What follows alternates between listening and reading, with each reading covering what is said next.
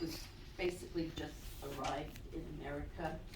And do you remember that chapter, how she got pelted with the ice balls and really hurt by it? What did you see in that one chapter? What is that chapter about? Anyone?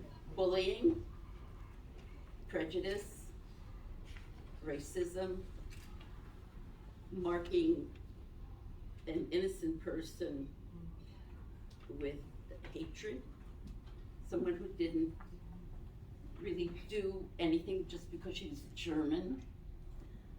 And I was wondering, what kind of world do you want to create with this? Now, I saw a picture of a young boy when Syria was invaded, and you may remember the picture, it was in the news, and it was called the Aleppo Boy. He's sitting there in an ambulance, and I get very emotional about these things, covered in dirt.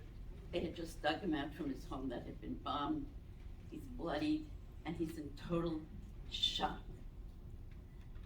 Now, when I think of that, it's a great picture of war, but also when we start picking on children, and I bring it to today, the bullying, young kids are committing suicide because of the bullying, and we need to change that. Young kids who have been bullied, they can be bullied at home, then they come to school and get bullied.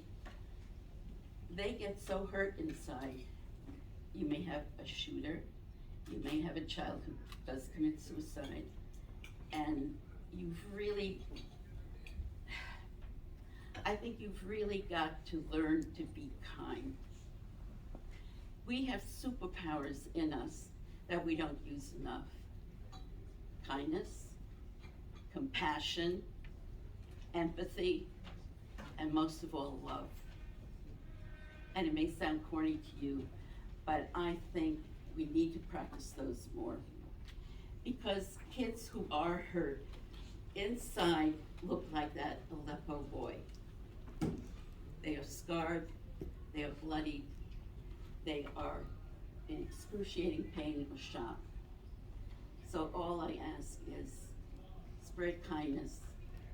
One person at a time, you can change the world. And I'd like to get to some parts of the book. Are there any particular parts you'd like to talk about? Or does anyone have any questions?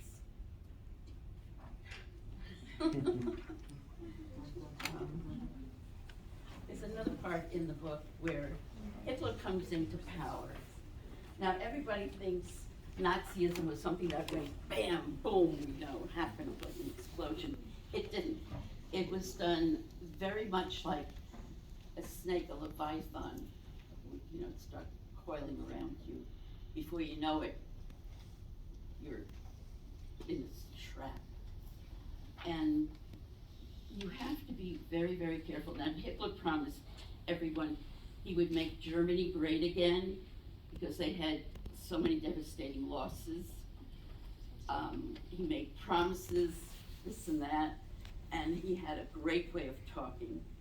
You have to really listen. When you get to the voting age, be very, very careful about listening to the person who's running for president or whatever it may be, and think of his morals, think of what he's really preaching, not the promises he's making you, because they all have promises, and what is his history. My feeling is I wish they would give candidates mental health tests so we don't run into some of the problems we've run into with the past president. But just be very, very careful. Listen, keep your eyes and ears open when you vote, and make sure it's a good person that you're voting for.